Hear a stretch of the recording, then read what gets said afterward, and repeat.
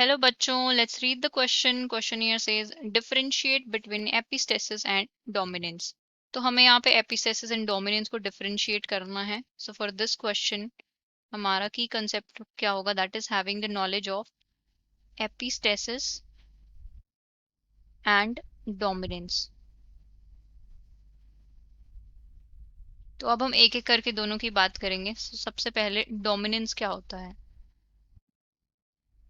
Dominance is when in a dissimilar pair of factor, जो एक अलील है वो अपने आप को सिर्फ एक्सप्रेस करता है। Means in a dissimilar pair of factors,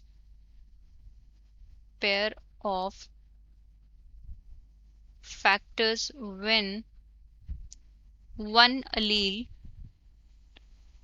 express itself, or we can say it dominates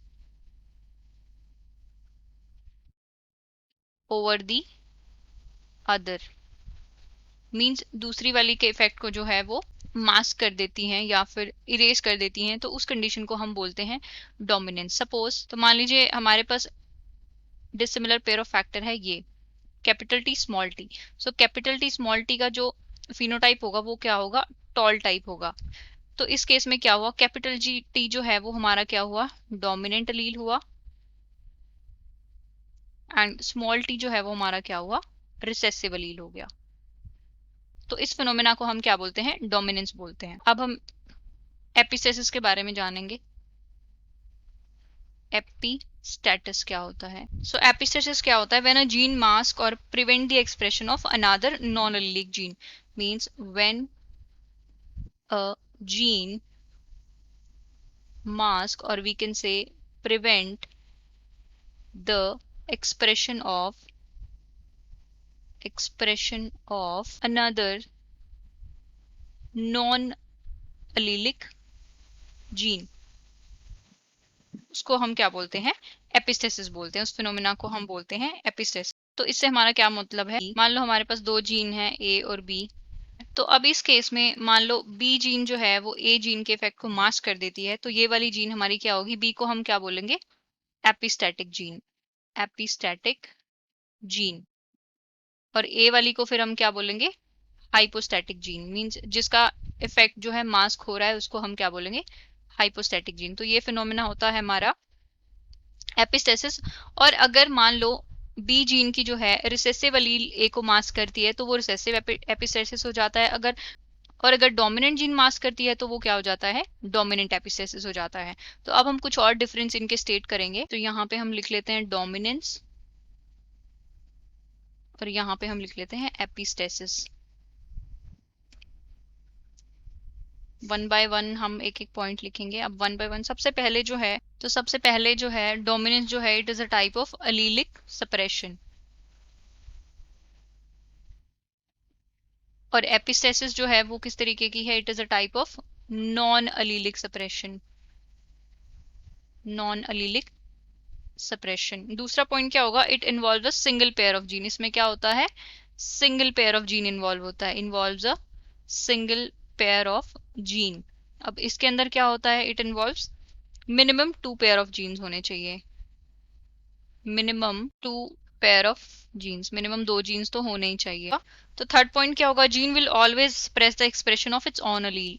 a gene will always suppress the expression of its own allele, of its own allele। ये तो हमने देख ही लिया क्योंकि allelic type की interaction है, दूसरी jeans involve ही नहीं होती इसमें। और इसके अंदर क्या होगा, gene will suppress the expression of another allele. A gene will suppress the expression of another allele, another allele। और इस केस में जो जीन दूसरी जीन को एक्सप्रेस करती है उसको हम क्या बोलते हैं, डोमिनेंट जीन बोलते हैं। और एपिस्टेसिस में जो है डोमिनेंट जीन भी हो सकती हैं और dominant as well as recessive type की भी हो सकती है, रिसेसिव अगर डोमिनेंट अलील जो है दूसरी जीन के इफेक्ट को मास्क करिए तो वो डोमिनेंट एपिस्टेसिस होगा, और अगर रिसेसिव अलील दूसरी जीन के इफेक्ट को मास्क करिए तो वो क्या होगा, रिसेसिव एपिस्टेसिस होगा। और इस केस में क्या होता है, नेक्स्ट पॉइंट इज, इस केस में हमेशा क्या होता है, the expression of recessive Aleel is suppressed, the expression of recessive allele is suppressed।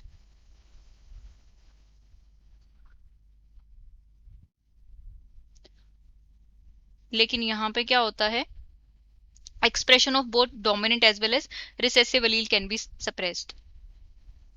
expression of both dominant as well as